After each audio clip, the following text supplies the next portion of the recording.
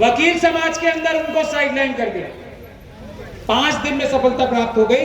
ये बात मैं आपको बताना चाहता हूं। अब मुद्दे की बात पे आ जाते हैं। एक बोध गया टेंपल एक्ट है 1949 का। पूरे देश में जो प्लेसेस ऑफ वर्शिप एक्ट है ना, उसके बारे में भी बहुत आप लोग सब देख सुन रहे होंगे। सुप्रीम कोर्ट में पिटीशन दायर की हुई। सम्मानीय मंचासीन लोगों से गुजारिश भी ये कर रहा हूं, माफी भी मांग रहा हूं कि मैंने सबके नाम नहीं लिए, क्योंकि समय में बचाना चाहता हूं।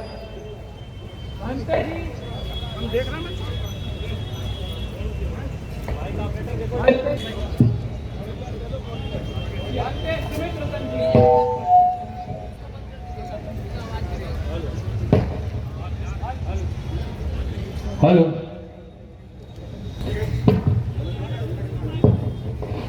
भंते सुमित रतन जी से मेरी बार बार हुई है कि 80,000 से ज्यादा बुद्ध विहार देश में कब्जे में हैं।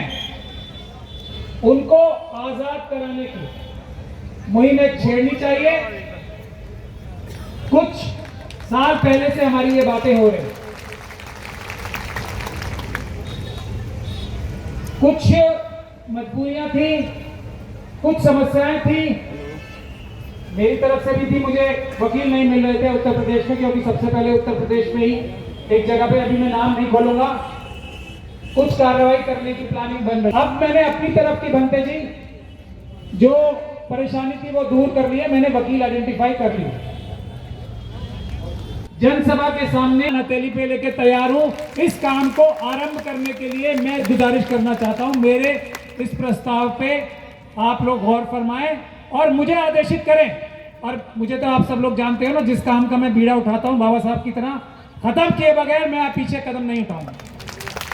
ये 80,000 बुद्ध विहार आजाद कराना हम लोगों की प्रथम जिम्मेदारी है। इसको हमें ताकत से आगे बढ़ाना पड़ेगा। हमारी संख्या, हमारा मनोबल तभी बढ़ेगा जब हम लक्ष्य रखें, मजबूत लक्ष्य, साफ लक्ष्य। हमारे बहुत सारे भाई बैठे हैं वहां पे आंदोलन करते हुए, और मैं मुसलमानों को भी बार बार कह रहा था कि तुम्हें ये लग रहा है ना कि अभी बुद्धिस्ट समाज में मैंने बहुत डिस्कशंस की, ये जो बुद्धिस्ट लोगों के अलावा, भंत के अलावा, जो बोध गया में मैनेजमेंट कमेटी में नॉन बुद्धिस्ट भी रखे गए हैं, हिंदू रखे गए हैं, ये आप लोगों को एक दिन इसका खमियाजा भुगतना पड़ेगा। हमें आगे बढ़ के बुद्धिस्ट समाज की मदद करनी चाहिए इसमें। और वो वक्फ अमेंडमेंट एक्ट आ गया है बिल, और उसमें यही बात लिखी है, वक्फ बोर्ड में हिंदुओं को भी रखा जाए। तो इस मंच से मैं मुस्लिम समाज से भी एक बार फिर सुनेंगे मेरी, तो अच्छी बात है। हम सब लोग एक ही किश्ती में हैं, जितने हम माइनॉरिटीज के लोग हैं। और माइनॉरिटीज कौन होती हैं? जब कॉन्स्टिट्यूएंट असेंबली में ग्रुप्स की बात हो रही थी, तो माइनॉरिटीज में जो एक सब कमेटी बनी थी, उसमें कौन कौन आता था, यह समझने बहुत आवश्यक है। इस देश को सही दिशा दिखाने के लिए जो सब कमेटी माइनॉरिटीज के ग्रुप की तब बनी थी, उनको सबको सबसे पहले एक प्लेटफॉर्म पे आना पड़ेगा। बाकी हमारे जो भाई हैं वो भी आएंगे, लेकिन सबसे पहले हम वो तो कर लें जो बाबा साहब के पहले से हो रहा है, बाबा साहब के सामने से हो रहा है। एससी थे माइनॉरिटी सब कमेटी में, एसटी थे, मुस्लिम थे, क्रिश्चियंस थे, बौद्ध थे, पारसी थे, सिख थे, एंग्लो इंडियन भी थे। ये है जो शुरुआत करने के लिए हम लोग सबसे ज्यादा प्रताड़ित हैं। ये बहुत महत्वपूर्ण बात है। तो हमें आज भी ये ग्रुप जो है देश में 46% है, आज भी 46%। और हमें सबको एक चीज क्या बांधती है कि हमारी प्रताड़ना सबसे ज्यादा हो रही है, ओबीसी समाज की हो रही है, लेकिन उनका बड़े ध्यान से इंजेक्शन से, मोटे वाले इंजेक्शन से खून निकाल रहे हैं ताकि दर्द कम हो। हमारा तलवार से काट के निकाला जा रहा है तो हमें दर्द ज्यादा हो रहा है। ओबीसी समाज का भी खून निकाला जा रहा है, लेकिन मोटे वाले इंजेक्शन से उनको अभी उतना दर्द नहीं हो रहा। निकल उनका भी रहा है, रास्ता उन्हीं का, वही रास्ते पे जा रहे हैं सब। मनुवादी मानसिकता जो चाहती है हम सबसे, उसी रास्ते पे सब जा रहे हैं। तो मेरा नम्र निवेदन यह है कि हमें सबको मिलके एक बड़ा आंदोलन, कानूनी कार्रवाई जिसमें 20% होती है, 80% मैं बार बार इस बात को कहता हूं, अदालतों पे हमें विश्वास करना चाहिए, बड़ी अच्छी बात है, लेकिन 20% अगर न्याय लेना है तो 80% सड़कों पे होगा, 20% अदालतों पे होगा। 20% की गारंटी मेरी है, 80% के लिए भी मैं आप लोगों के साथ सड़क पे आने को तैयार हूं। मैं एक कदम भी पीछे नहीं हटाऊंगा। ये मेरा निवेदन भी है आप लोगों से, गुजारिश भी है कि हम बैठ के एक मजबूत कार्यक्रम, आंदोलन की संरचना करें और उसको कार्यान्वित करने के लिए टाइम बाउंड फैशन में, ये नहीं कि 50 साल का एक आंदोलन बन जाए, पंचवर्षीय प्रोग्राम नहीं होता है। तो भले ही हम मुट्ठी भर लोग शुरू करें, भंते जी मेरी रिक्वेस्ट है, हमें मुट्ठी भर लोगों को ये 80,000 बुद्ध विहार आजाद कराने की एक स्कीम, एक पॉलिसी बैठ के आप लोग अपना ग्रुप तैयार कर लीजिए। मैंने लीगल वाला अपना सारा एंड मजबूत कर लिया है। अब मैं आप लोगों से यही निवेदन करने आज मैं आया हूं। मुझे वापस जाना है, आप लोगों की इजाज़त भी लूंगा। इसके साथ आप लोगों से यह भी निवेदन करूंगा कि टाइम बाउंड फैशन में आप भी, आपकी जिम्मेदारी है राजा महाराजाओं की, जितना आप हम लोगों पे कोड़े बरसाते रहोगे, ये भी बात ध्यान से सुन लो, हमें छोड़ो मत, सवाल पूछो, क्या हुआ तेरा वादा। तो ये काम राजा महाराजाओं का है। सेवक अपने आप एकदम टाइट हो जाएंगे अगर राजा महाराजा हमारी लगाम खींचते रहेंगे। तो ये जिम्मेदारी आप लोगों को देके हम लोगों की लगाम खींचने की, कि टाइम बाउंड फैशन में आप एक वो निकालो आंदोलन का रास्ता, जिसमें कानूनी भी होना चाहिए और सड़क पे भी होना चाहिए। आज ये जनसंख्या देख के मुझे पूरा भरोसा हो गया है कि जनता में, महाराजाओं में, राजाओं में कोई कमी नहीं है, कमी इस तरफ है जो हम लोग इस तरफ खड़े हैं। बहुत बहुत शुक्रिया। जय भीम, जय भारत, जय संविधान। बहुत बहुत धन्यवाद। बाबा साहब का परिवार हमारे मंच के नज़दीक पहुंच चुका है।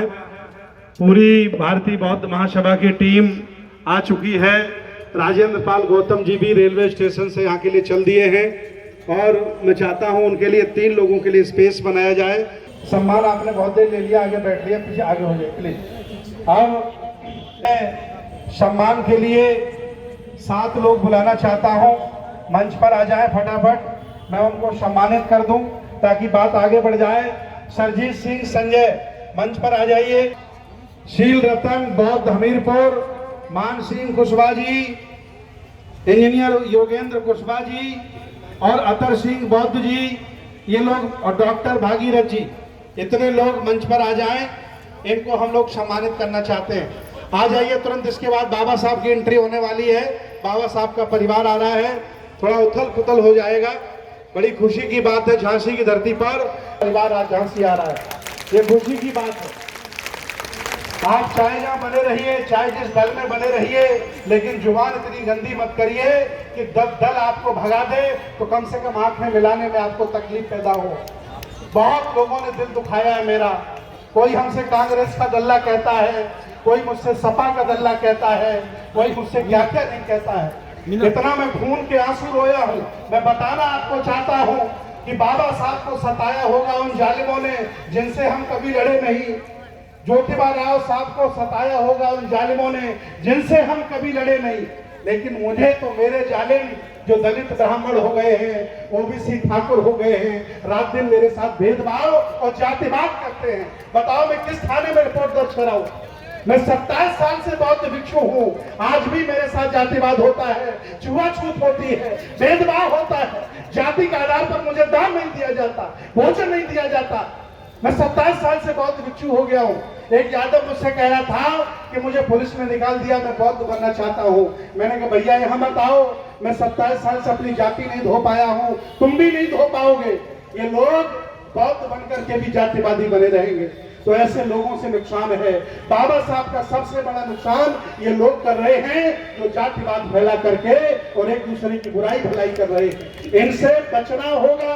ना आज मैं सताया जा रहा हूं, कल आप भी सताए जाओगे, बच नहीं पाओगे, ध्यान रखना। मैं 7 लोगों को मंच पर बुलाया हूं, एक तार लाइन में खड़े हो जाएं और पीछे से इंजीनियर सुगत जी।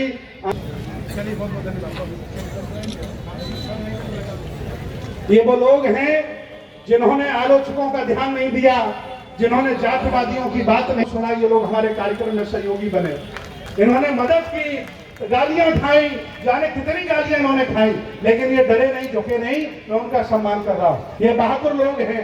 और याद रखना, मेरे साथ वही चलेगा जो मरने की हिम्मत रखता है। डरपोक मेरे साथ खड़ा नहीं हो सकता है, क्योंकि मैं लड़ने भिड़ने वाला व्यक्ति हूँ, स्वाभिमानी हूँ, गुलामी करने वाला नहीं हूँ, न मैं किसी काबिल नहीं।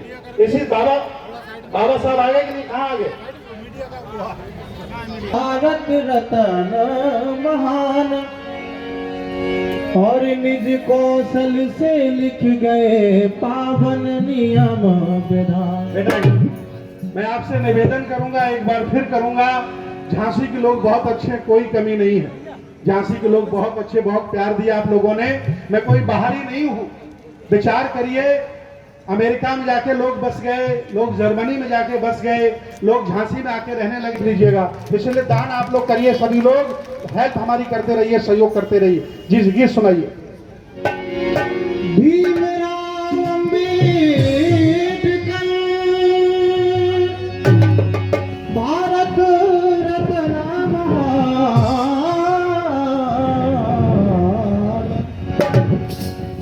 और निज कौशल से लिख गए पावन नियम विधान। अगर बाबा साहब ना होते तो आज हम आप ना होते, आज हम ही मंच पे हमें गावे को कोई मौका भी ना देते। अगर तुम ना होते बाबा, अगर तुम ना होते, अगर तुम ना होते बाबा,